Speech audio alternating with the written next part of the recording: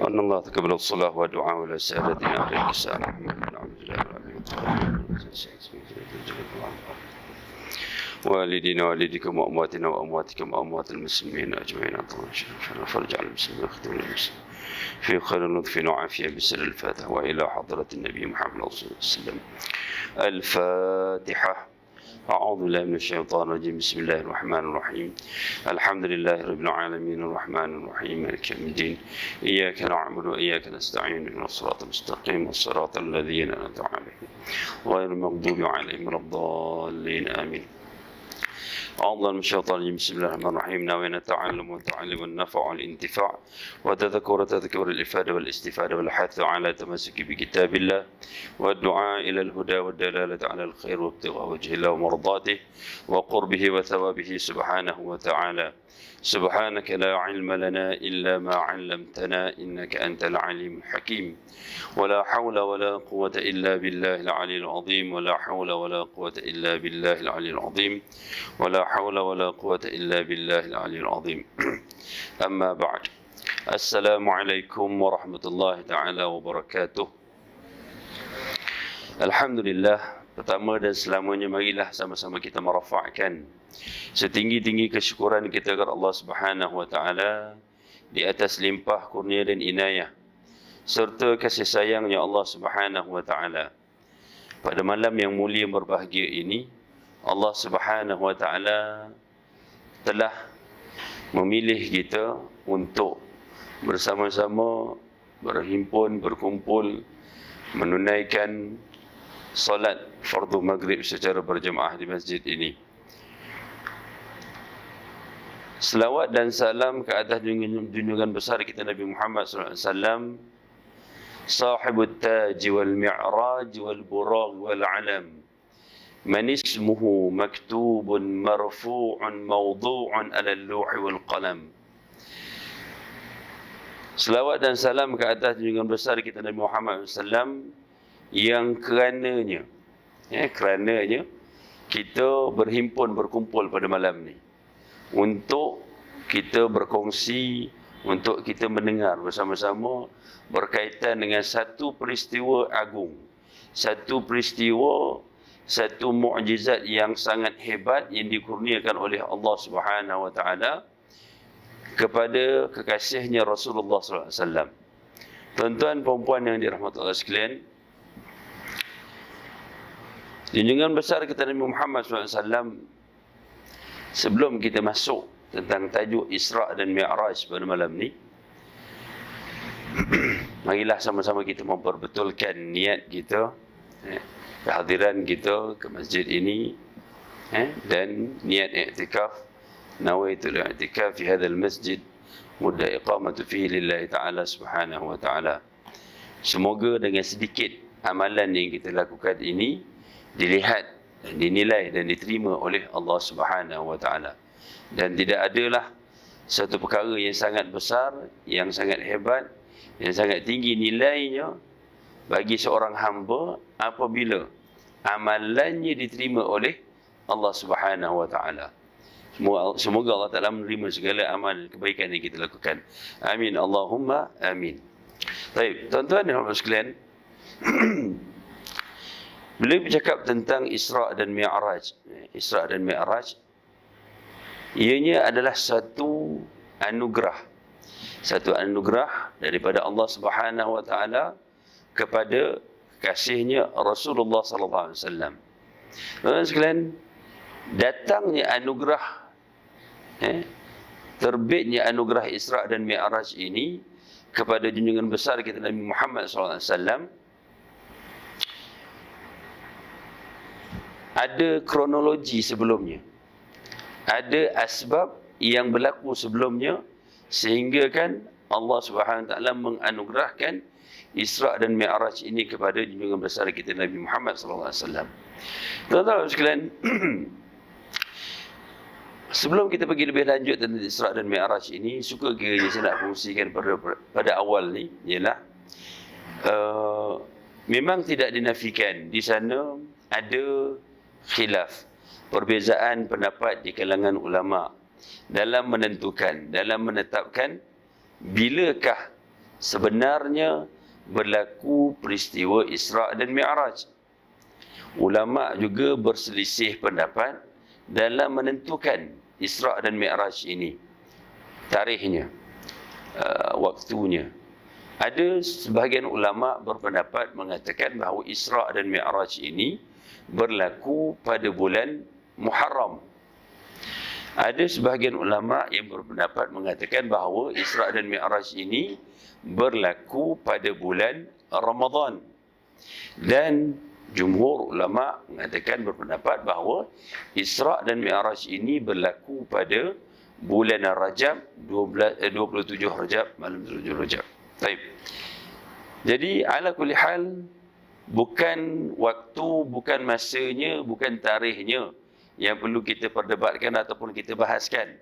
Sekalian, tak kisah bila sekalipun tarikhnya Isra' dan Mi'raj tersebut, yang penting ialah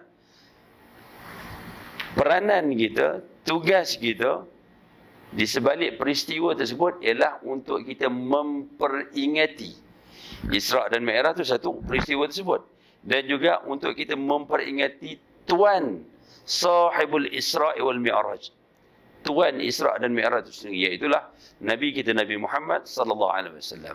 Dan sekalian, bukan pada Isra' dan Mi'raj sahaja berlaku perbezaan pendapat di kalangan ulama.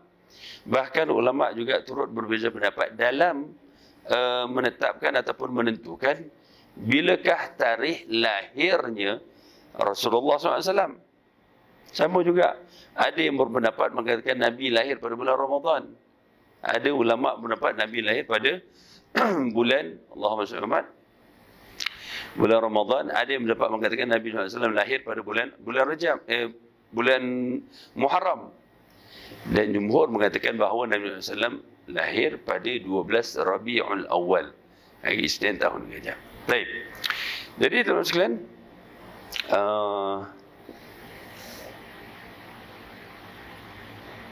jadi sama juga seperti hari kelahiran junjungan besar kita Nabi SAW, yang perlu kita perhatikan di sinilah bukan tentang tarikhnya perlu kita risaukan ataupun kita perbahaskan. Itu biarlah berlegar di kalangan ulama. Yang penting tugas kita adalah untuk memperingati tarikh-tarikh tersebut dan peristiwa-peristiwa tersebut. Baik. Itu tentang Isra', tentang tarikh, tarikh Isra' dan Mi'raj. Kalau kita bercakap tentang tarikh ini, tuan-tuan, itu beza jarak kita dengan Nabi 1400 tahun lebih, kan? Kita ambil yang tarikh yang dekat lah, yang dekat. Arwah moyang kita makin masa meninggal pun berlaku perbezaan, selisih pendapat di kalangan tok-tok saudara kita. Ada yang mengatakan arwah moyang makin masa meninggal umurnya 90 tahun. Datang Tok Ngah pula, dia kata tak, meninggal masa umur 100 tahun. Yang ini pula datang tak, kata 95 tahun. Berbeza-beza pendapat. Padahal jarak tak jauh pun, kan? Ada yang mengatakan umurnya panjang sebab masa lahir dulu bapak pada moyang tu main atas moyang apa? Moyang apa nama, kan? Lambat daftar. Lambat 5 tahun. Macam tu lah lebih kurang. Tak kisahlah. Itu contoh lain dekat dengan kita. Kalau dekat dengan kita pun ada perbezaan dalam menentukan bila sebenarnya tarikh umur arwah moyang kita. Ini kan pula kita dengan junjungan besar kita Nabi sallallahu. Baik. Berlakunya peristiwa Isra' dan Mi'raj ini didahului oleh beberapa peristiwa-peristiwa besar. Beberapa peristiwa-peristiwa besar yang berlaku kepada junjungan besar kita Nabi SAW. Tuan-tuan sekalian, kita sudah maklum bahawa Nabi SAW, Rasulullah SAW ni, ada dua insan yang memainkan peranan, dalam pada Nabi SAW menyebarkan dakwahnya. Dua insan tersebut, sahabat-sahabat pun ada jugalah, tapi dua insan ni rapat betul. rapat dengan Nabi SAW. Yang pertama iaitulah Sayyidah Khadijah, isteri kesayangan Nabi SAW, Sayyidah Khadijah. Dan juga yang kedua ialah pakciknya yang bernama Abu Talib. 2 orang. Tuan-tuan sekalian, pada tahun tersebut,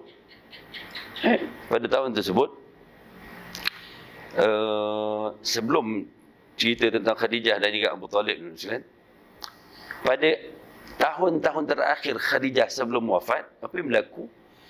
Bani Hashim, keluarga Bani Hashim ni tadi, telah dikenakan hukuman ke atas mereka, dan mereka ni telah dipulaukan oleh kaum kafir Quraisy.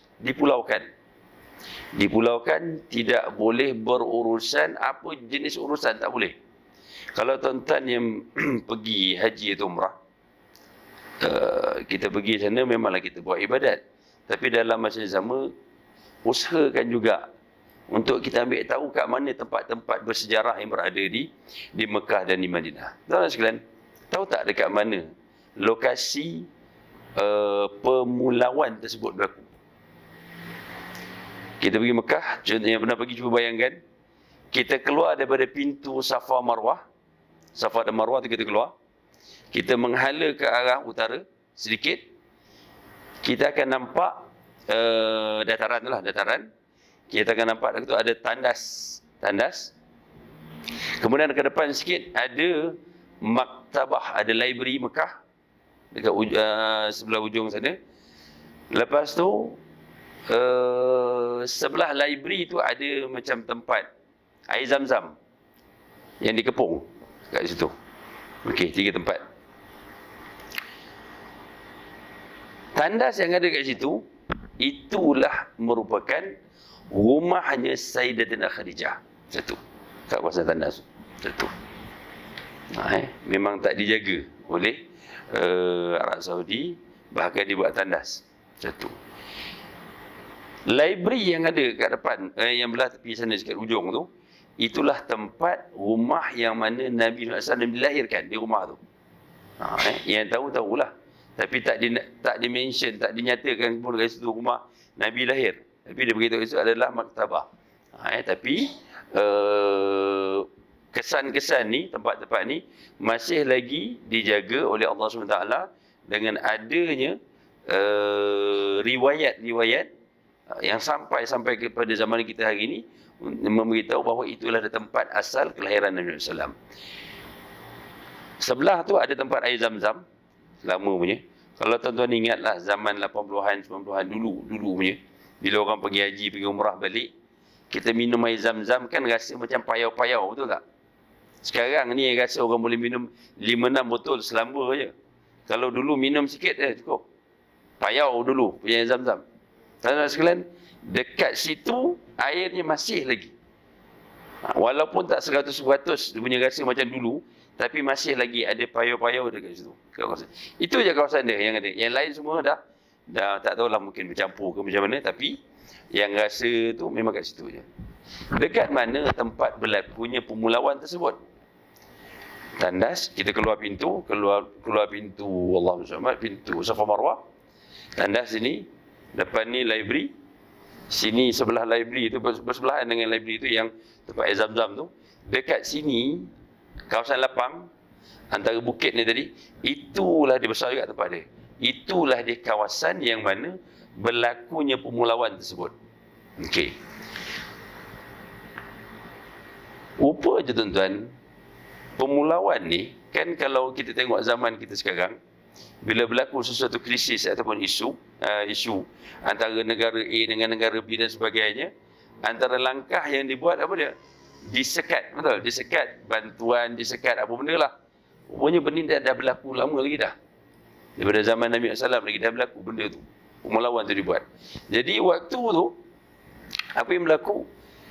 Orang yang berada di kota Mekah tidak dibenar dan dilarang untuk berurusan dengan Bani Hashim. Nak meniaga, nak jual apa, semua tak boleh. Dan kalau diorang Bani Hashim jual pun tak boleh beli. Pulau betul-betul. Siapa-siapa pun tak boleh berkahwin dengan keluarga Bani Hashim, dan begitu juga ke dalam tak boleh, keluar pun tak boleh. Jadi tuan-tuan sekalian, rentetan daripada peristiwa tersebut sehinggalah membawa kepada wafatnya Sayyidatina Khadijah, isteri Rasulullah SAW. Tuan-tuan dan sekalian, tak lama lepas tu dan memang menjadi satu kesedihan ke atas junjungan besar Muhammad SAW apabila kehilangan isteri cintanya Khadijah Khuwailid. Dan tak lama lepas tu pakciknya pula Abu Talib yang sebelum ni menjadi antara orang kuat yang menyangga dakwah Nabi SAW pula meninggal dunia. Dan sekalian, Abu Talib ni bila ketika mana Abu Talib masih hidup, masih ada, kafir Quraisy tuan-tuan sekalian, bila dia nak melakukan sesuatu perkara lah, dia nak perdajalkan Nabi ke, dia nak menzalimi kaum muslimin dan sebagainya, mereka buat tapi dalam keadaan serba salah, rasa macam ada satu halangan besar, tak boleh nak buat secara maksimum. Sebab apa? Sebab adanya seorang yang bernama Abu Talib. Abu Talib ni orang yang sangat-sangat dihormati di kalangan pembesar-pembesar Quraisy. Ada dia lah, orang musik sikit-sikit je lah, tak boleh nak buat betul-betul. Jadi bila matinya Abu Talib, maka disitulah bermulanya waktu kaum kafir Quraisy mula meningkatkan siksaan demi siksaan kepada kaum muslimin. Tuan-tuan sekalian, kehilangan dua insan yang sangat dikasihi oleh Nabi SAW, Abu Talib dan juga isterinya Khadijah. Lepas berlaku dua peristiwa sekalian, Nabi SAW bersama dengan seorang sahabatnya, membantunya, keluar daripada kota Mekah, pergi ke tempat yang bernama Taif. Tempat yang bernama Taif untuk apa? Untuk menyebarkan ajaran Islam. Dan memang sudah menjadi adat dan tradisi orang Arab. Orang Arab, tuan-tuan, sebelum kedatangan Islam sekalipun, mereka adalah golongan kaum yang sangat menghormati, memuliakan tetamu, orang Arab. Sebelum datang Islam lagi, memang itulah perangai orang Arab. Kalau tuan-tuan lah ada kenal ke orang Arab yang kawan yang rapat ni, Allahu Akbar. Kalau dia datang, dia ajak kita datang rumah dia, dia jamu, jenuh menolak. Mukadimah lain, tengah-tengah lain, tengah-tengah pula ada beberapa jenis lagi, dan hujung nak balik pun ada lagi. Allah, letih menolak, tuan-tuan. Dia punya rapat, dia punya muliakan tetamu tu, subhanallah. Tuan-tuan sekalian, bila Nabi berhijrah daripada Mekah ke Taif, Taif ni kawasan kampung, dia bukannya bandar pun, kawasan kampung waktu tu. Jadi, dan memang sifat orang kampung ni lebih-lebih lagi memuliakan tetamu bila yang datang. Tetapi tuan-tuan sekalian, takdir Allah apa yang berlaku bila Nabi SAW pergi ke Taif, apa yang Nabi SAW dapat? Nabi SAW memperolehi, Nabi SAW dapat apa? Dapat dihujani dengan batu-batu yang dilempar oleh penduduk-penduduk Taif bila mana mereka tahu dan sampai berita bahawa Muhammad pergi ke Taif. Dibaling, dilontar dengan batu. Dalam riwayat mengatakan apa? Batu ni dilempar kepada Nabi SAW sampai berdarah-darah batang tubuh Nabi. Berdarah-darah, mengalir darah sampai basah capal yang dipakai, kasut yang dipakai oleh Nabi SAW ni, sampai berlecak-lecak kasut tu, punya banyak darah mengalir. Dan sekalian, akhirnya bila dah lalui peristiwa tersebut, dibaling oleh penduduk Taif dengan batu, kayu dan sebagainya, akhirnya Nabi pun berehat dekat ada satu tempat. Nabi pun merehatkan diri dengan sahabatnya. Dan ketika itu datangnya siapa? Datangnya malaikat Jibril alaihissalam bersama-sama dengan Jibril alaihissalam ialah malaikat yang jaga dua gunung di kota Taif ni tadi. Jibril datang jumpa Rasulullah SAW, ya Muhammad, Allah Ta'ala perintahkan aku datang bertemu dengan kamu dan dengan membawa malaikat yang jaga gunung Taif ni. Dan malaikat ni hanya menunggu arahan daripada engkau. Kalau sekiranya engkau perintahkan supaya malaikat ni hempapkan gunung Taif ni kepada penduduknya, sekarang dia akan buat. Tuan sekalian, Nabi SAW, apa jawapan Nabi? Wa ma arsalnaka illa rahmatan lil alamin. Tidak kami utuskan kamu Muhammad melainkan rahmat sekalian alam. Apa jawapan Nabi SAW? Bila mendengar statement daripada Jibril ni tadi, maka Nabi SAW menjawab, bal alju, bahkan aku mengharap, bal arju, aku mengharap akan lahir keluar daripada zuriat mereka di penduduk-penduduk Taif ni yang sekarang ni menyakiti aku ni, akan keluar lahir daripada zuriat mereka orang-orang yang mentauhidkan Allah Subhanahu wa taala. Allahu akbar. Tuan-tuan sekalian, ini adalah akhlak yang ditunjukkan oleh Rasulullah SAW. Berbeza tuan-tuan, berbeza dengan saya, berbeza dengan kita, kan? Kita kalau berada dalam situasi macam tu, orang offer bantuan macam tu tuan-tuan, agak-agak apa yang kita pilih? Siap-siap kita sound balik malaikat tu, kenapa lambat sampai, kan? Sekarang dengan perintah pergi hancurkan, kalau kita lah, kan? Tapi tidak, bukan itu yang dilakukan Rasulullah SAW. Bahkan dalam riwayat juga nyatakan ada satu doa yang masyhur bila datangnya Jibril AS dengan malaikat ni tadi. Bahkan ketika itu Nabi SAW berdoa minta Allah Ta'ala. Nabi kata, Nabi SAW berdoa apa? Allahumma, dan yang ini kita akan ambil pengajaran daripada doa ni. Allahumma inni ashku ilaika dha'fa quwwati wa qillat hilati wa hawanin 'ala an-nas. In lam yakun bika alayya ghadabun fala ubali. Ya Allah, aku mengadu kepadamu, kan? Bila berlaku macam tu, dah teruk dah tu keadaan tu. Teruk tak teruk tu dalam keadaan ni. Sayyidina Aisyah pernah bertanya kepada Nabi SAW dalam dakwahnya. Pernah ditanya oleh Sayyidina Aisyah, ya Rasulullah, apakah situasi keadaan yang kritikal, yang besar, yang hebat berlaku kepada kamu dalam dakwah? Nabi SAW menjawab, antaranya ketika berada di Taif. Inilah peristiwanya. Saudara sekalian, pengajaran yang kita ambil daripada peristiwa Taif ni pada Nabi berdoa kepada Allah Ta'ala, ya Allah, aku mengadu kepadamu. Dah kena macam-macam dah ni. Aku mengadu kepadamu ya Allah akan kelemahan diri ini. Allahu Akbar. Dia dah kena macam-macam. Dah buat, orang dah buat macam-macam, dah darah dah mengalir apa semua. Tiba-tiba mengadu dengan Allah Ta'ala, bukan sebab mengadu, sebab orang baling batu, orang buat jahat. Tak. Yang apa yang Nabi SAW buat ialah, yang doanya Nabi SAW ialah, ya Allah, aku mengadu kepadamu akan kelemahan diri ini. Kelemahan diri. Nabi SAW mengadu akan kelemahan diri. Allahu Akbar. Kalau sekalian, cuba kita stop sekejap cerita ni. Kita tengok balik diri kita. Bila waktu kita diuji oleh Allah Subhanahu Wa Taala, apa-apa ujianlah yang Allah Taala datangkan kepada kita. Ujian berat ke, ringan ke, pertengahan ke, macam-macam ujian yang kita dapat. Bagaimana cara kita menghadapi ujian tersebut? Tuan sekalian, ramai. Antara kita, bila kita diuji suatu ujian oleh Allah Ta'ala, kita akan, pertama sekali kita akan mencari siapakah dia, ataupun apakah yang boleh kita salahkan dulu, betul tak? Ini biasa, ramai orang buat. Tulang kau. Kalau tak jadi sekian-sekian dan sebagainya.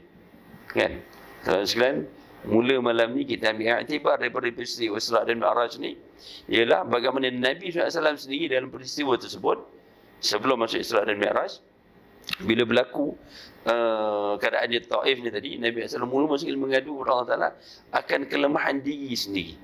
Kelemahan diri dalam menyampaikan mesej daripada Allah Ta'ala kepada umat. Kelemahan dirinya. Allahu Akbar. In lam yakun bika alayya ghadabun fala ubali. Sekiranya apa yang berlaku ni, yang berlaku pada batang tubuh aku, dekat pada diri aku ni, sekiranya apa yang berlaku pada diri aku ni tidak mengundang, menyebabkan kemurkaanmu ya Allah, aku tak kisah. Allah Akbar. Hebat sungguh tuan-tuan.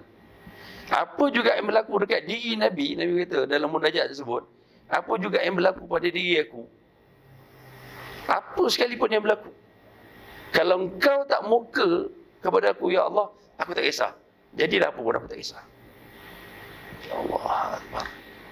Betul, benarlah sabda firman Allah Subhanahu wa taala, "Wa ma arsalnaka illa rahmatan lil alamin."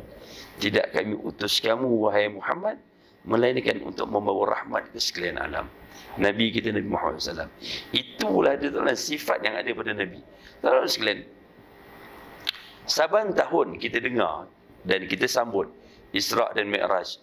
Tak cukup di masjid, di radio, di TV, di YouTube, di surau, di mana tempat orang sambut Isra' dan Mi'raj. Tuan-tuan sekalian, kita nak ambil pengajaran daripada peristiwa Isra' dan Mi'raj tadi. Yang pertama kita dah dapat di situ ialah bagaimana sifat kita bila kita berhadapan dengan ujian daripada Allah Subhanahu wa taala. Ujian daripada Allah Taala. Orang lain ujiannya. Ada orang diuji dalam bentuk ujian dengan kawan-kawan. Keluarga semua okey, kerja semua okey, tapi dengan kawan ada masalah. Ada orang diuji dengan jirannya. Ada orang diuji dengan keluarganya sendiri. Ada orang diuji dengan kewangan dia. Ada orang diuji dengan kesihatannya. Semoga Allah Ta'ala mengurniakan kepada kita, semua kita yang hadir pada malam ni, dan juga yang tak hadir, yang diuji dengan kesakitan, dengan wabak penyakit COVID dan sebagainya, diberi kesembuhan oleh Allah Subhanahu wa taala. Amin Allahumma amin. Baik, tuan-tuan sekalian, berlalu tiga perkara ni tadi, wafatnya Khadijah, kematian Abu Talib, dan juga peristiwa di Taif ni tadi, pada tahun yang sama, maka tahun tersebut digelar dengan gelaran Amul Huzun, tahun kesedihan. Tahun kesedihan.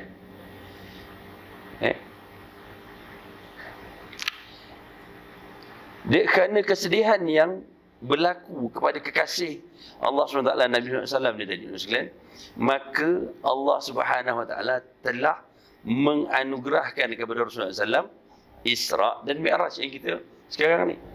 Isra' dan Mi'raj dianugerahkan oleh Allah SWT, Isra' dan Mi'raj. Tuan-tuan sekalian, Isra' dan Mi'raj ni ada dua perkara yang perlu kita tahu dan perlu kita faham.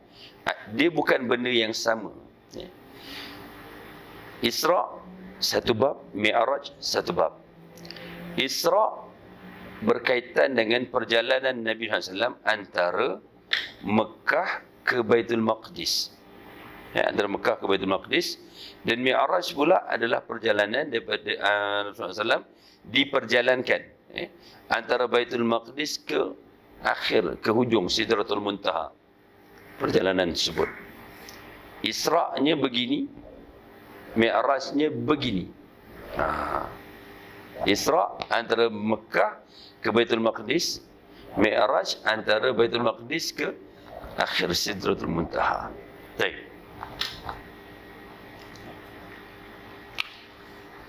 Dalam peristiwa Isra', kita pergi dulu Isra' sekalian.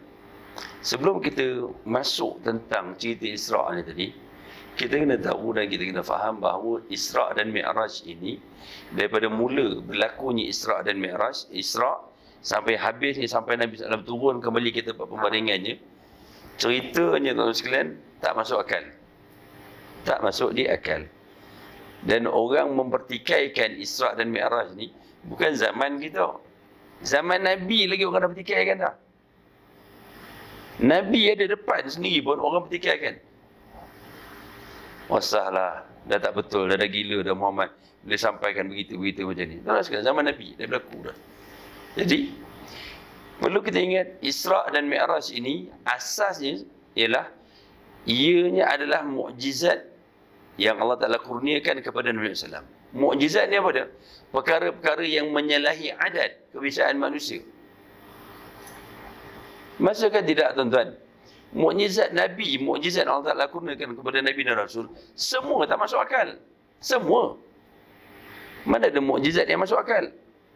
Contoh Nabi Musa AS, Allah Ta'ala kurniakan kepada dia mukjizat apa? Tongkat yang boleh membelah laut. Masuk akal kita ke? Azal. Kita sambung saja gitu kan.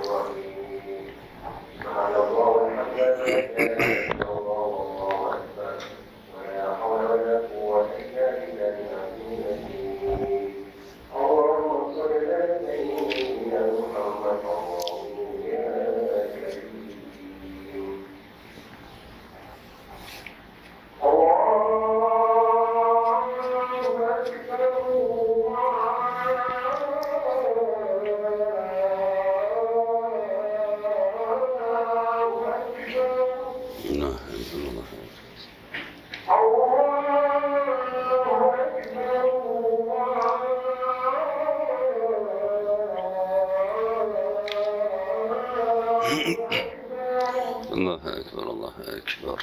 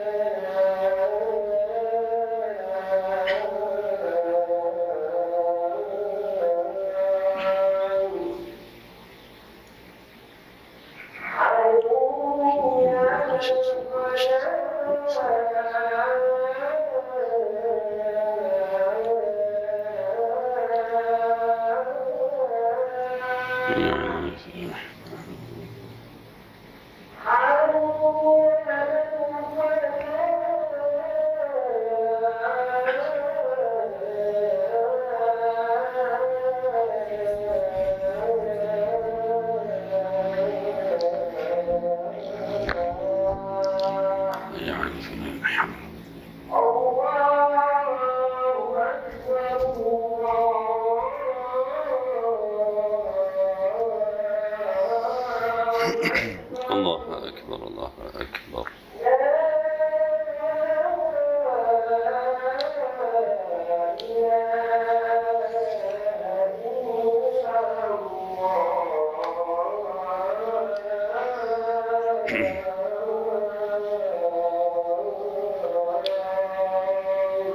لا إله إلا الله.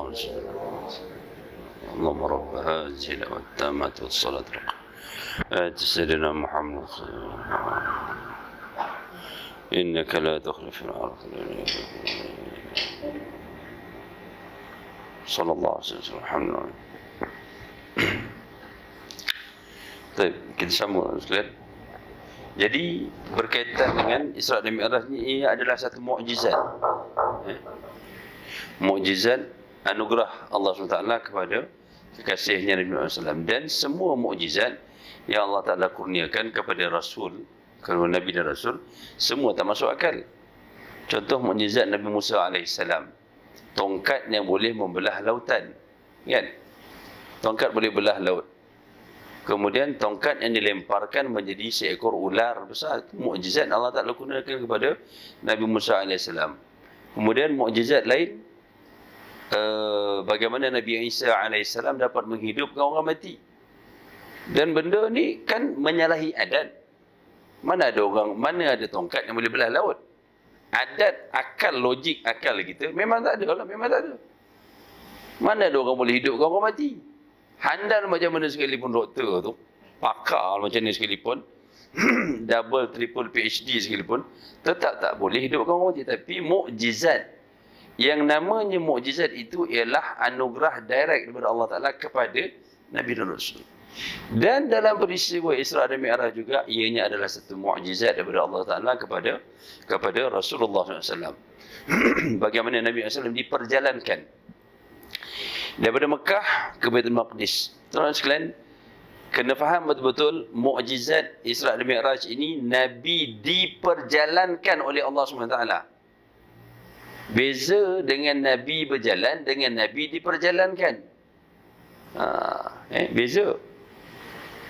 Kalau Nabi berjalan daripada Mekah ke Baitul Maqdis, itu normal. Normal lah Nabi berjalan. Dan sebelum berlakunya Isra dan Mi'raj, Nabi SAW ni bukannya insan, bukannya orang pertama yang pergi ke Baitul Maqdis daripada Mekah, bukan. Sebelum tu dah ramai dah orang yang pergi. Dan memang kebiasaannya perjalanan daripada Mekah ke Baitul Maqdis tu ambil masa sebulan perjalanan, pergi dan sebulan balik. Itu kebiasaan.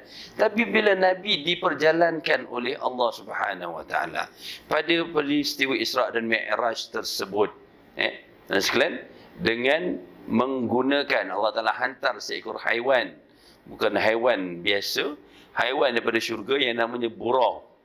Buraq. Dekat dekat Langkawi namanya buraq oil. Tak tahulah berapa cepat kalau pakai minyak tu kat kereta kan. Buraq oil, ambil keberkatan buraq. Ala kulli hal. Dan sekalian, buraq ni, haiwan ni berwarna putih. Ada 4 kaki. 4 kaki.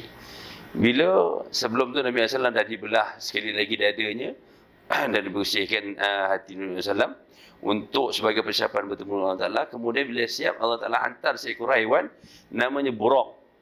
Berkaki 4, berwarna putih, haiwan yang berada di syurga. Bila dah siap, bila Nabi SAW nak naik buraq ni tuan sekalian, dan pada waktu itu ditemani oleh malaikat Jibril alaihissalam. Dalam riwayat juga mengatakan bahawa dekat kaki buraq tu ada kepak.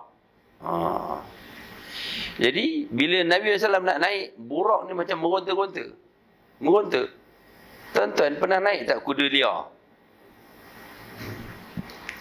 Orang tak pernah naik, kuda liar yang tak pernah naik, tiba-tiba orang nak dia punya meronta, kan?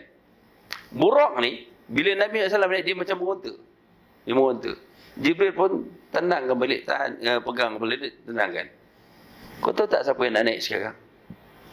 Yang nak naik atas belakang kau sekarang ini adalah makhluk yang paling mulia diciptakan oleh Allah Ta'ala, iaitu Muhammad.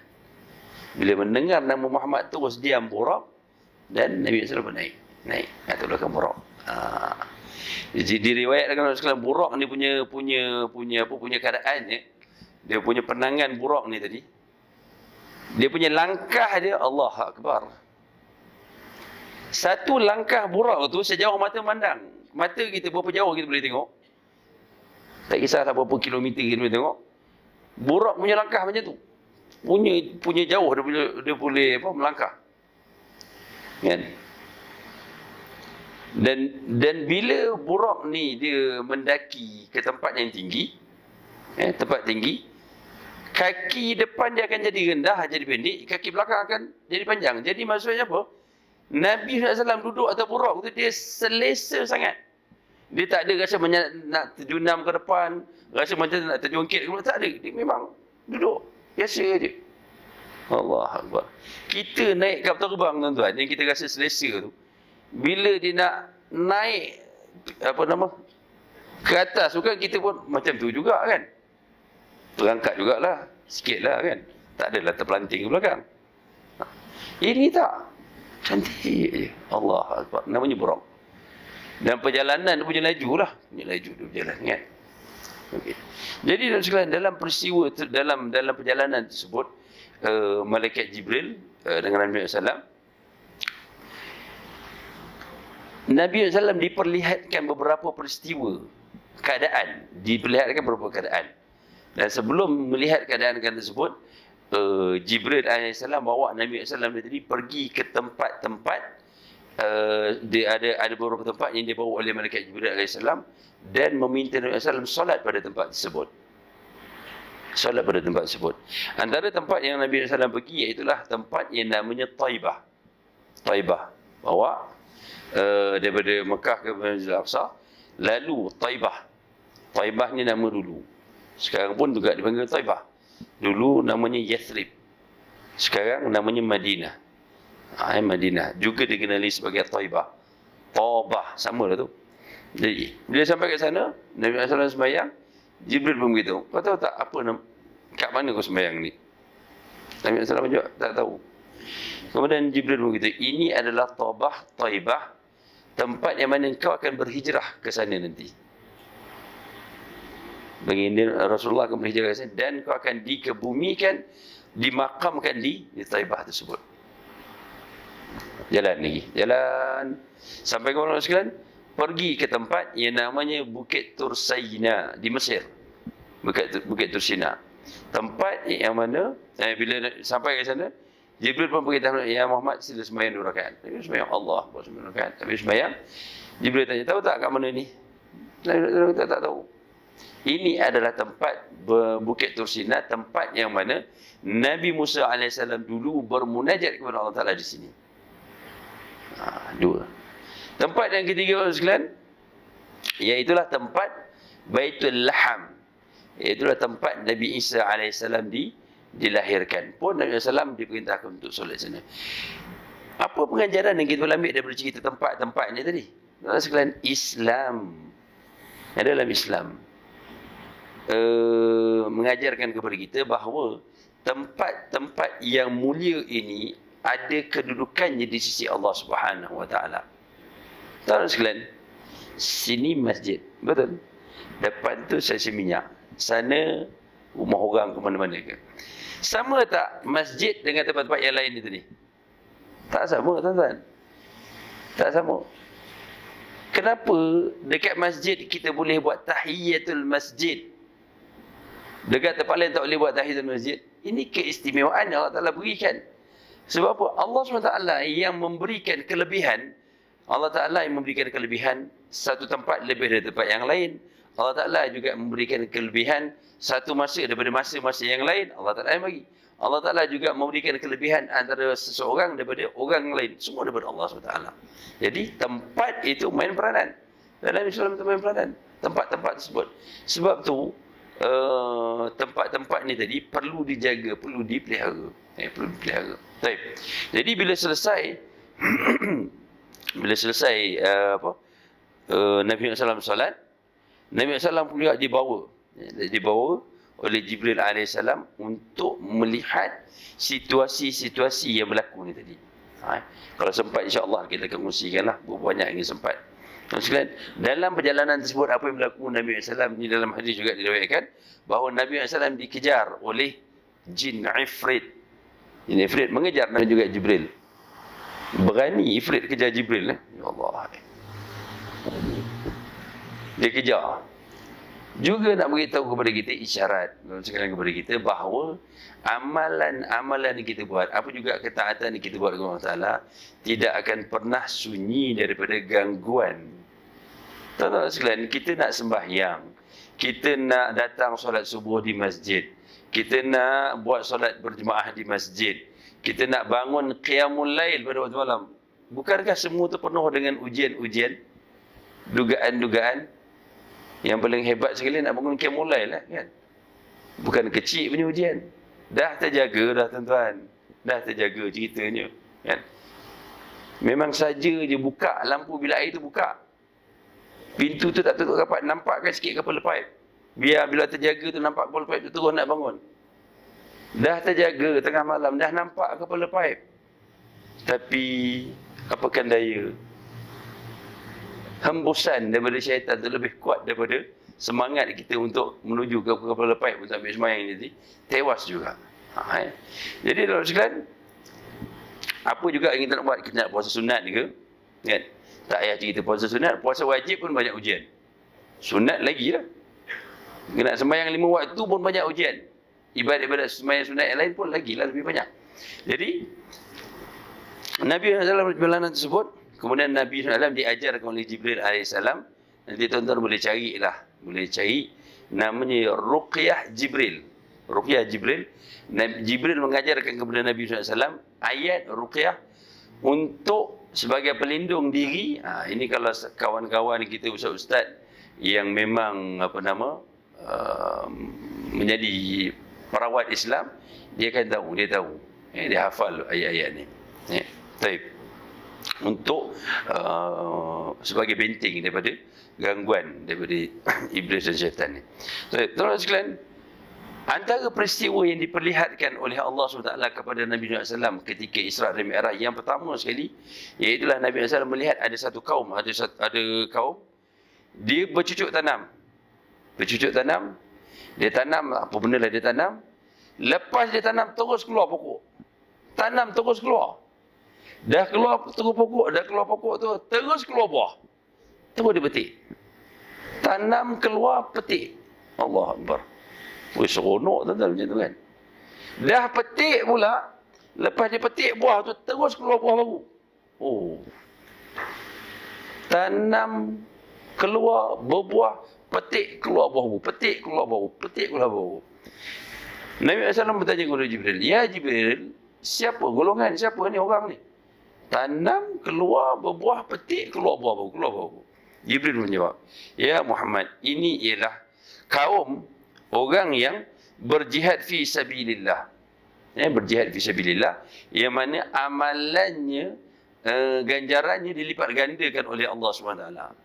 Orang yang berjihad fi sabilillah ni, yang ikhlas kerana Allah Subhanahu Wa Taala. Baik. Kemudian sekalian Nabi SAW dibawa lagi. Tiba-tiba Nabi SAW lalu di satu kawasan, bau wangi tuan-tuan, kawasan tersebut. Bau wangi. Nabi SAW bertanya, "Ya Jibril,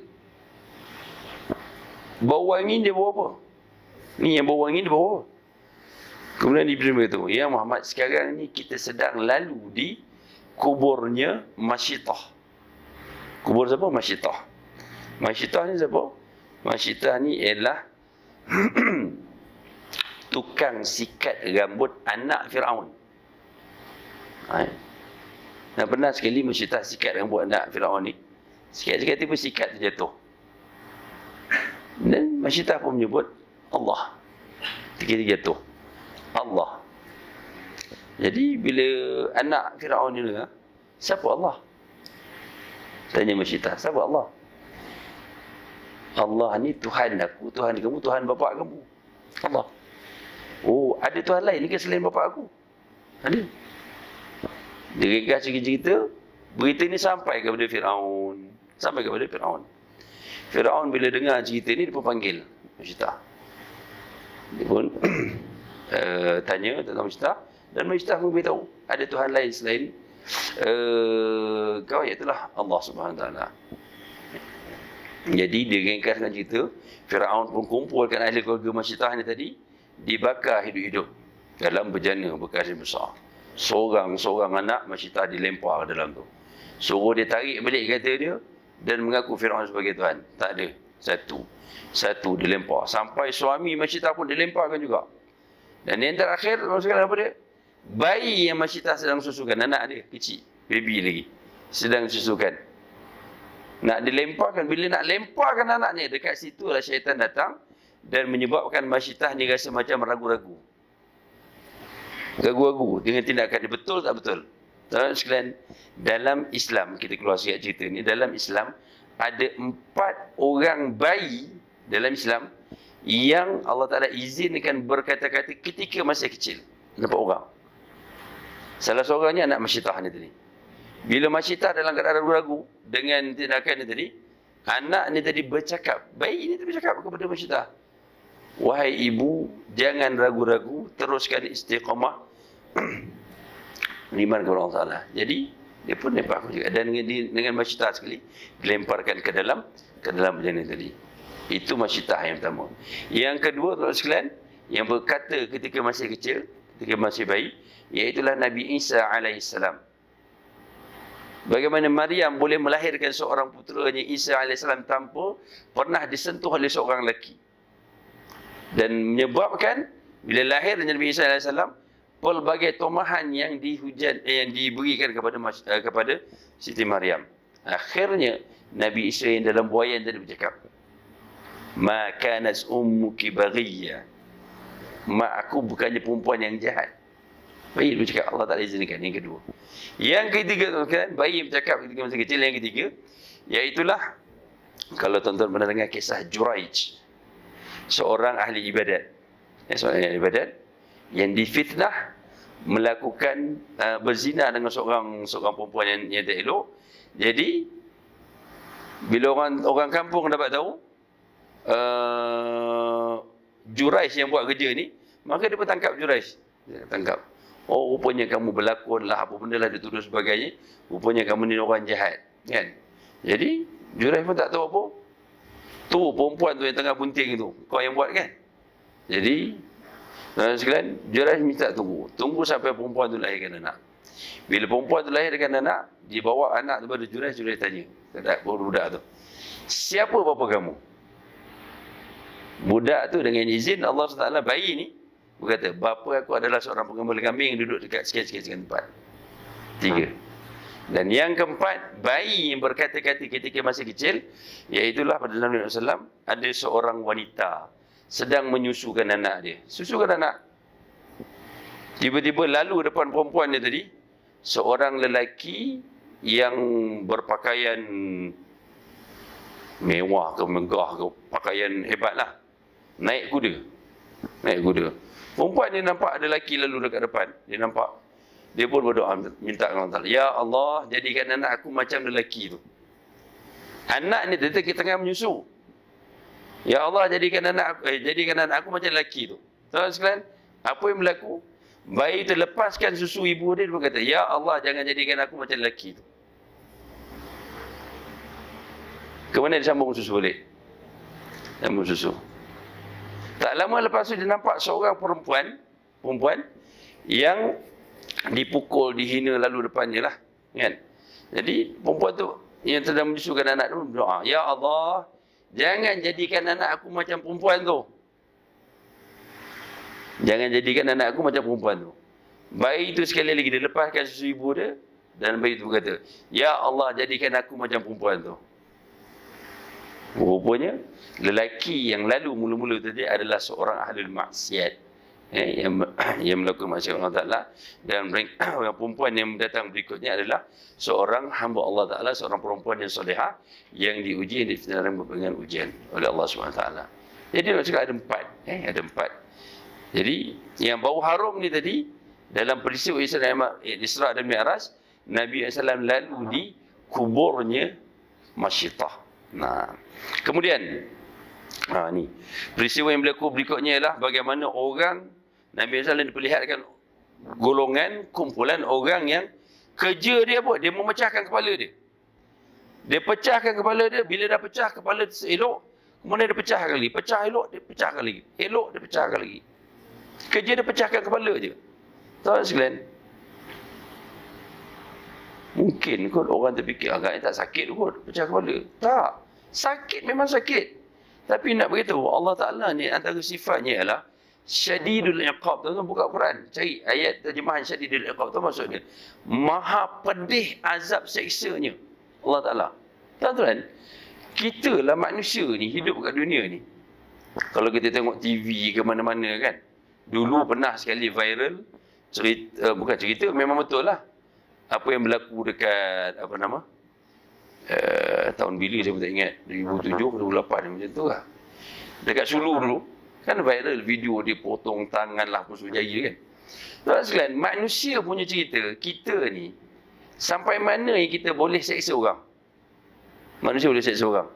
Habis tinggi manusia boleh seksa orang sampai orang tu mati je, betul? Seksa mati habis lah. Dah tak ada apa-apa lah. Dah mati. Katakan sekali buat orang tu dah mati, dah tak ada lah. Tuan-tuan sekalian, Allah SWT ni punya siksaan dia nak beritahu kepada kita, jangan sesekali kita rasa tenang, rasa aman dengan azab siksa Allah Ta'ala. Azab siksa Allah Ta'ala sangat-sangat pedih. Kepala dah pecah, dikembalikan balik ke rupa asal, dipecahkan kembali. Dan setiap kali kepala ni pecah, sakit. Memang sakit. Buat lagi, dan buat lagi, dan buat lagi. Siapa ke tuan sekalian? Orang ni, iaitulah orang yang berat untuk menunaikan solat, malas solat. Itu keadaannya. Allah Akbar. Moga kita dijauhkan daripada golongan-golongan ni, kita dan keluarga kita semuanya, insya-Allah. Amin Allah amin. Kemudian Nabi SAW diperlihatkan juga kumpulan orang yang hanya menutup kemaluan mereka, kubur dan dubur dengan setipis kain, dan mereka dihalau seperti binatang. Mereka makan bara api dan batu dari neraka Jahanam. Kata Jibril, itulah orang-orang yang tidak mengeluarkan zakat daripada harta mereka. Tuan-tuan sekalian, zakat wajib kita tunaikan. Wajib kita tunaikan. Tuan-tuan sekalian, kita kena ingat bahawa bukan semua yang Allah Ta'ala berikan kepada kita, harta kita, wang ringgit kita, bukan semua kita punya. Itu kena kita tahu. Ada di kalangan sebahagian daripada harta yang Allah Ta'ala gunakan kepada kita, Allah Ta'ala singgahkan sekejap untuk kita transfer balik kepada orang yang memerlukan. Jadi kita kena tahu.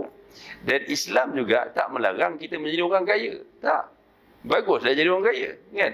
Kemudian cumanya kita kena tahu, bila kaya ni, apa yang perlu kita buat dengan harta yang Allah Ta'ala kurniakan kepada kita. Tuan-tuan sekalian, ramai yang kita jumpa, kawan-kawan kita, saudara kita yang Allah Ta'ala kurniakan kepada mereka harta yang banyak, yang kaya-kaya, tetapi harta ni tadi digunakan pada perkara-perkara yang diredai Allah Ta'ala. Ini orang kaya yang terpuji. Pantang dengar orang susah, orang memerlukan, ada ditimpa musibah dan sebagainya, tak payah dipanjat dia punya bawa agama, dia sendiri pergi. Rumah banjir ke, rumah terbakar ke, rumah puting beliung terangkat, apa semua rosak ke, dia sendiri pergi. Ada, dan ramai. Dan tak kurang juga di kalangan kawan-kawan kita, saudara kita yang ada dalam dirinya bakhil dengan harta. Tuan-tuan sekalian, kenapa kena keluarkan harta ni tadi? Sebab harta ni sifatnya, bila disimpan, dia akan memberi penyakit kepada tuan harta tersebut. Sebab itu perlu dizakatkan, perlu dikeluarkan sebahagian untuk dibersihkan balik penyakit yang ada pada harta ni tadi. Penyakit bagi orang yang berharta apa dia? Bakhil lah. Bakhil. Bakhil. Baik, keluarkan zakat. Kemudian diperlihatkan juga dalam peristiwa Isra dan Mi'raj tadi, ada satu golongan lelaki dan perempuan memakan daging mentah dan busuk, sedangkan sebelahnya ada daging yang baik yang elok. Dia tanya kepada Jibril, siapa pula golongan ni? Ada daging elok tak makan, dia makan daging busuk. Siapa dia? Iaitulah orang golongan lelaki dan wanita yang sudah mempunyai pasangan tetapi berzina. Berzina. Lelaki berzina, perempuan berzina. Dan zaman ni kita sekarang, tuan-tuan, Allah minta dijauhkan. Minta dijauhkan. Zaman kita sekarang ni, Allah, benda ni dah seakan-akan dan minta dijauhkan, menjadi satu normal, perkara biasa. Tuan-tuan, kita duduk kat kampung-kampung ni, kita rasa mana ada orang anggap zina boleh. Betul, kita tak anggap biasa. Cuba kita keluar, tak payah jauh, pergi ke Bandar Melaka, pergi ke bandar-bandar sikit, kan? IPT pergi tau. Benda-benda macam ni Musibah, musibah. Dan memang antara salah satu tanda-tanda kiamat dinyatakan dalam hadis ialah apabila zina berleluasa. Baik. Kemudian antara lain lagi Nabi SAW diperlihatkan bagaimana seorang lelaki yang menghimpun bekas kayu, dia tak mampu nak angkat bekas kayu ni tadi, tapi ditambah lagi. Dia tanya kepada Jibril, siapakah orang ni? Maka Jibril menjawab, itulah orang yang tidak dapat menunaikan amanah tetapi masih menerima amanah yang lain. Amanah yang ada belum dapat ditunaikan, terima lagi amanah baru, terima lagi, minta lagi amanah yang baru. Kemudian sekalian, satu kaum yang sedang menggunting lidah dan bibir dan dengan penggunting besi berkali-kali. Setiap kali digunting, lidah dan bibir mereka kembali seperti biasa. Allah Akbar. Tergigit lidah, kita pun dah berair mata, tuan-tuan. Ini potong lidah, potong bibir. Dah potong tu, dia kembali balik seperti dia, potong lagi. Datang, kembali balik, potong. Kembali balik, potong dan seterusnya. Dan setiap kali potongan tu dibuat, sakit. Memang sakit. Siapa dia? Dia tanya kepada Jibril, itulah orang yang membuat fitnah dan mengatakan sesuatu yang dia sendiri tidak melakukannya. Allah Akbar. Minta dijauhkan kita, tuan-tuan, daripada golongan-golongan ni. Kemudian ada kaum yang mencakar muka dan dada mereka dengan kuku daripada tembaga mereka. Iaitulah orang yang suka mengumpat dan menjatuhkan, mencela serta menghina orang lain. Dia mencakar muka dia dengan kuku daripada tembaga. Kemudian diperlihatkan juga seekor lembu jantan yang besar keluar daripada lubang yang sempit yang tak boleh. Kemudian lembu tu tak boleh masuk balik. Kemudian Jibril bertanya, siapakah orang ni? Ditanya, siapakah orang ni Jibril? Jadi Jibril menjawab, itu adalah orang yang bercakap besar kemudian dia menyesal. Dia bercakap besar kemudian menyesal dengan apa yang dituturkan. Lalu diperlihatkan juga seorang perempuan dengan dulang yang penuh dengan pelbagai perhiasan. Rasulullah SAW tidak mempedulikannya. Jibril berkata, itu sebenarnya adalah dunia. Jika kamu memberi perhatian kepadanya, nescaya umatmu akan mengutamakan dunia daripada akhirat. Tuan-tuan, Nabi tak tengok, Nabi tak berpaling kepada perempuan tu pun kita dah lemas dengan ujian dunia. Bagaimana kalau sekiranya sebaliknya? Kemudian seorang perempuan tua, dilihatkan juga seorang perempuan tua yang duduk di tengah jalan dan menyuruh Nabi SAW berhenti. Rasulullah SAW tidak menghiraukannya. Jibril berkata, itulah orang yang mensia-siakan umurnya. Kemudian diperlihatkan juga seorang perempuan yang bongkok 3 menahan Rasulullah SAW untuk bertanyakan sesuatu. Jibril memberitahu, itu sebenarnya adalah gambaran umur dunia yang sangat tua dan menanti saat hari kiamat.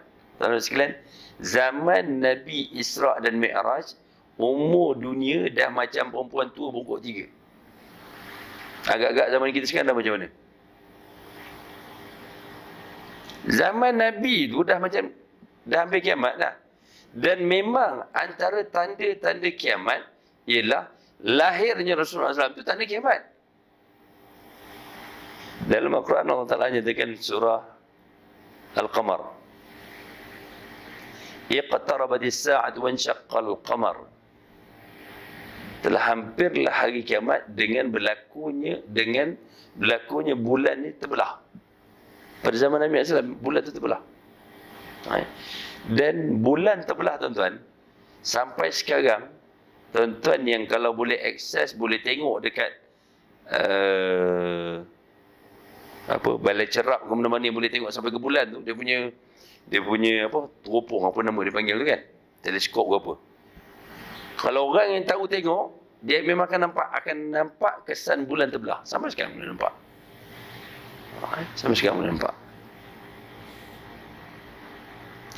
Dan kemudian sekalian, yang ini perjalanan terakhir dalam Isra' dan Mi'raj. Nabi SAW bila dah banyak tempat Nabi SAW pergi, akhirnya Nabi SAW sampai ke Baitul Maqdis. Sampai di sana, para Nabi dan Rasul sedang menunggu Rasulullah SAW. Bila sampai Baitul Maqdis, apa yang berlaku? Nabi SAW masuk dan Nabi SAW menjadi imam kepada sekalian Nabi dan Rasul yang ada di Baitul Maqdis pada waktu tersebut. Sebagai satu isyarat yang sangat jelas akan kebesaran, ketinggian, kemuliaan, kedudukan, junjungan besar kita Nabi Muhammad SAW. Nabi SAW menjadi imam. Baik. Jadi teman-teman sekalian, itu berkaitan dengan Isra dan Mi'raj pula.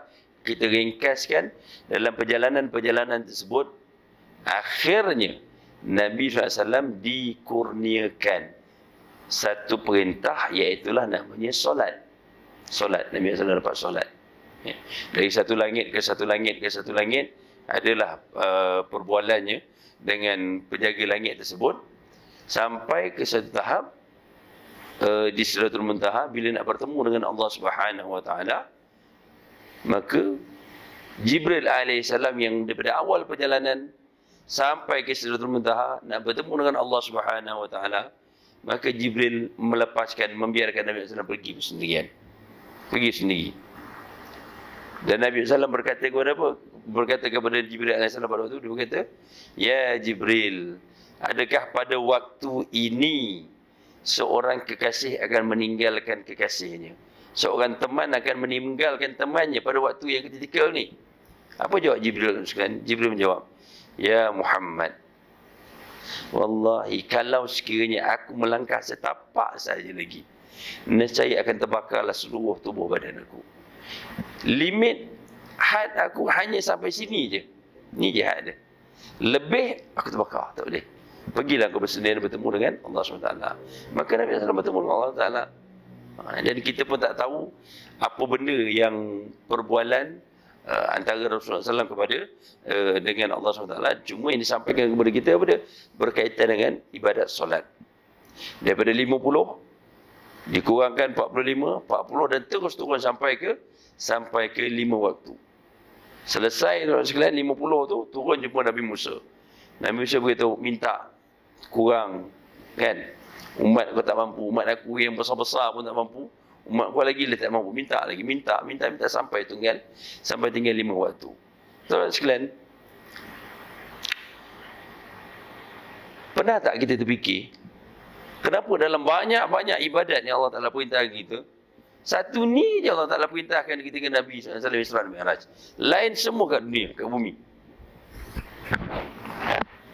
Tuan-tuan sekalian, sebab apa? Sebab solat ni, specialnya solat. Solat juga merupakan rangkuman ibadat para malaikat. Dihimpunkan solat. Kenapa rangkuman sekalian? Sebab di kalangan malaikat Allah SWT, ada yang Allah Ta'ala cipta, daripada mula dicipta oleh Allah Ta'ala sampai ke hari kiamat, keadaannya berdiri tegak macam kita semayang. Berdiri. Dia tak rukuk, dia tak sujud, dia tak berdiri tegak. Satu. Ada malaikat juga yang Allah Ta'ala ciptakan daripada mula sampai ke kiamat, rukuk tak bangun-bangun. Kita semayang tasbih tak kan? Ya Allah, imam ni slownya baca, kan? Menggigil-gigil. Habis nak buat macam mana setahun sekali pun buat tasbih? Tuan-tuan sekalian, sampai kiamat, rukuk tak bangun-bangun. Yang sujud tak bangun-bangun pun sama juga. Yang duduk dan sembahyang pun sama juga. Dirangkumkan ibadat malaikat ini Allah Ta'ala bagi, kurniakan, anugerahkan kepada Rasulullah SAW pada malam Isra dan Mi'raj. Sebab tu antara wasiat Nabi SAW sebelum Nabi wafat, as-salah, as-salah, as-salah. Sembahyang. Selain daripada wasiat wanita. Jadi dalam segala solat ni sangat penting. Sangat penting. Sebab tu datang daripada hadis Nabi SAW mengatakan apa dia? As-salatu imaduddin. Faman aqamaha faqad aqamad-din. Faman tarakaha faqad hadamad-din. Solat itu adalah tiang agama. Tiang agama. Barang siapa yang meninggalkan solat, maka sungguhnya dia telah meruntuhkan agamanya. Solat. Jadi diperintahkan oleh Allah SWT. kepada Nabi SAW pada Isra' dan Mi'raj. Jadi tuan-tuan sekalian, bila dah dapat perintah solat ni, Nabi SAW pun dah selesai. Nabi SAW pun dibawa turun. Kemudian diriwayatkan tuan-tuan sekalian, bila Nabi SAW selesai Isra' dan Mi'raj ni tadi, yang cerita panjang ni, daripada berapa kita start tadi. Ni pendeknya cerita ni. Cerita sebenarnya panjang lagi. Tuan-tuan sekalian, Nabi sampai tempat tidur Nabi, perbandingan Nabi tu. Tempat tidur Nabi tu masih lagi suam-suam. Ibarat kita tidur atas katil, dah tidur lama, kita bangun tutup lampu ke tutup apa, kita datang balik tempat tu panas lagi. Macam tu keadaan dia. Diperjalankan pada sebahagian malam. Tuan-tuan sekalian, semua benda, perkara, kalau di sana adanya campur tangan ataupun perintah daripada Allah Ta'ala, semua yang mustahil akan jadi, akan berlaku. Walaupun perkara tersebut mustahil. Jadi bila dia sampai tuan sekalian, besok paginya Nabi SAW termenung. Termenung memikirkan. Kita dah habis tuan-tuan. Termenung memikirkan macam mana cara aku nak sampaikan Isra' dan Mi'raj kepada masyarakat, kepada kaum dia. Tengah-tengah termenung datang Abu Jahal lalu. Apa pasal? Lain macam nampak pagi ni, kan? Nabi SAW berkata, Nabi SAW orang yang jujur, tak reti nak menipu ke tak. Senyum tak ada begitu. Aku malam tadi, aku pergi diperjalankan daripada Mekah ke Baitul Maqdis, kemudian ke Sidratul Muntaha. Terus sekalian, Abu Jahal bila dengar cerita ni, biar betul malam tadi. Sekarang kau ada kat sini. Apa itu? Kau nak tak aku kumpulkan penduduk Mekah, kemudian kau cerita macam mana kau cerita kat aku ni. Nabi SAW pun kata, boleh, memang tu yang nak buat. Tapi tengah fikir macam mana cara nak buat. Wah, tuan-tuan, bola tanggung kepada Abu Jahal. Dia pun kumpulkan, dengar sini, Muhammad nak cerita ni, cerita. Dia boleh kumpulkan orang, kan? Memang cerita Isra' dan Mi'raj ni adalah fitnah kepada akal manusia. Sebab apa? Tak masuk akal.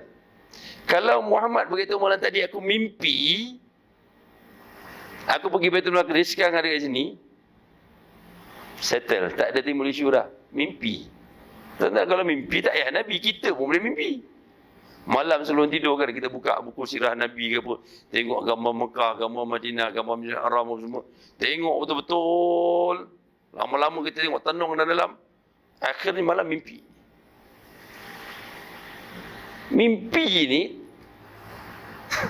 tak ada masalah.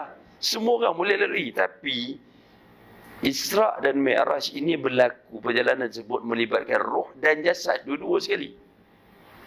Bila melibatkan roh dan jasad, Nabi SAW begitu kepada Abu Jahal, ini yang menimbulkan persoalan. Roh dan jasad. Kalau roh orang tak argue, jasad tu yang jadi masalah. Jadi bila dikumpulkan, Nabi SAW cerita. Timbullah yang mana lemah iman keluar daripada Islam dan sebagainya. Akhirnya berita ni disampaikan kepada Abu Bakar. Abu Bakar, kau dengar tak apa yang Muhammad cerita? Muhammad cerita apa? Muhammad cerita malam tadi dia pergi Baitul Maqdis dan pagi ni dia ada kat sini. Abu Bakar tanya balik, Muhammad yang cerita? Muhammad. Betul Muhammad cerita? Betul. Kalau Muhammad cerita bukan ke Baitul Maqdis, Muhammad naik ke langit pun aku percaya. Sebab tu Abu Bakar digelar dengan gelaran As-Siddiq, yang sentiasa membenarkan apa juga perkataan Nabi SAW. Tuan-tuan sekalian, dah selesai cerita Isra' dan Mi'raj ni tadi, kan? Nabi SAW didatangi oleh Sayyidina Abu Bakar. Dia bertanya kepada Rasulullah SAW, ya Rasulullah. Nabi bertanya, Abu Bakar bertanya kepada Nabi SAW, bukan pasal tak percaya, tapi nakkan supaya tenang hati dia, nakkan ketenangan hati dia, nak dengar sikit Nabi SAW tentang apa yang berlaku ni. Dia tanya, apa sebenarnya yang berlaku ya Muhammad? Ya Rasulullah, apa sebenarnya yang berlaku? Kemudian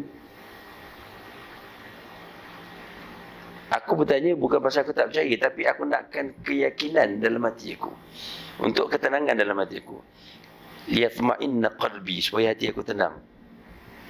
Apa jawab Nabi sekalian? Nabi telah menjawab. Satu jawapan yang menyebabkan Sayyidina Abu Bakar diam terus. Cukup ya Rasulullah. Apa dia? Nabi SAW menjawab, Ya Abu Bakar, Ya Abu Bakar, tak cukup ke mimpi kamu dulu? Tak cukup ke mimpi kamu dulu? Kemudian Abu Bakar kata, okey, cukup ya Rasulullah. Cukup ya Rasulullah. Tak payah cakap lagi, cukuplah. Apa sebenarnya mimpi Abu Bakar, tuan? Sebelum bertemu dengan Nabi SAW, Abu Bakar dulu pernah bermimpi. Mimpi apa? Mimpi yang mana dia akan menjadi pembantu penolong kepada Nabi akhir zaman. Dan mimpi ni tak pernah diceritakan kepada siapa pun, tak pernah. Tapi Nabi tahu mimpi itu. Nabi itu, tak cukup ke mimpi kau yang dulu tu ya Abu Bakar? Oh, cukup. Cukuplah. Cukuplah ya Rasulullah. Jadi tuan-tuan sekalian, daripada peristiwa Isra' dan Mi'raj ini ada beberapa perkara yang mungkin kita boleh simpulkan, tuan-tuan sekalian. Yang pertama sekali, berkaitan dengan Isra' dan Mi'raj ini, bagaimana tugas kita melihat Isra' dan Mi'raj ini. Yang pertama sekali, bagaimana Allah SWT memuliakan Nabi-Nya, kekasihnya Rasulullah SAW. Satu. Yang kedua, pengajaran daripada Isra' dan Mi'raj juga yang perlu kita ambil ialah kita kena berusaha untuk berusaha sedaya mungkin, bukan usaha sikit-sikit main-main, tak. Usaha sedaya mungkin untuk apa, tuan-tuan? Untuk meninggalkan segala perkara yang dilarang oleh Allah SWT. Dua. Yang ketiga, dalam peristiwa Isra' dan Mi'raj ini juga, tuan-tuan, sebagai isyarat juga kepada kita untuk apa? Untuk kita berusaha, untuk kita berlumba-lumba untuk melakukan ketaatan kepada Allah SWT. Terutamanya ibadat solat yang kita lakukan. Tuan-tuan sekalian, usahalah. Usahalah semaksimal mungkin untuk kita mendapatkan khusyuk ketika solat. Mendapatkan khusyuk ketika solat. Terakhir, tuan-tuan sekalian, sebagaimana dinyatakan oleh Imam Al-Ghazali, orang yang solat tetapi tidak khusyuk, lalai, ghaflah, leka ketika solat, umpama orang yang menghadiahkan seorang hamba, pembantu yang dah mati kepada seorang raja. Seorang menghadiahkan seorang hamba atau pembantu yang dah mati, yang tak ada nyawa lah, yang dah mati, kepada seorang raja. Apa tindakan raja ni kepada orang yang hadiahkan tadi? Jadi tuan-tuan sekalian, kita cuba perbaiki balik ibadat kita, terutamanya solat, dan kita banyakkan istighfar kepada Allah SWT. Terutamanya sekarang ni kita berada pada akhir bulan Rajab, dan insya-Allah kita akan memasuki bulan Syaban. Dan tak lama lagi kita insya-Allah kita akan sambut Ramadan. Jadi tuan-tuan sekalian, bulan Syaban ada satu hari, satu malam yang sangat mulia, iaitu malam nisfu Syaban yang akan datang. Jadi gunakan, manfaatkan kelebihan-kelebihan yang Allah Ta'ala kurniakan kepada kita. Banyakkan beribadat kepada Allah Subhanahu Wa Ta'ala. Mohon pengampunan daripada Allah Subhanahu Wa Ta'ala, keampunan Allah Ta'ala atas segala kesalahan dan kesilapan yang kita lakukan. Semoga Allah Ta'ala memberi kekuatan kepada kita untuk menjadi hamba-Nya yang diridai oleh Allah Subhanahu Wa Ta'ala. Hadza wabillahi taufik. Wassalamualaikum warahmatullahi taala wabarakatuh.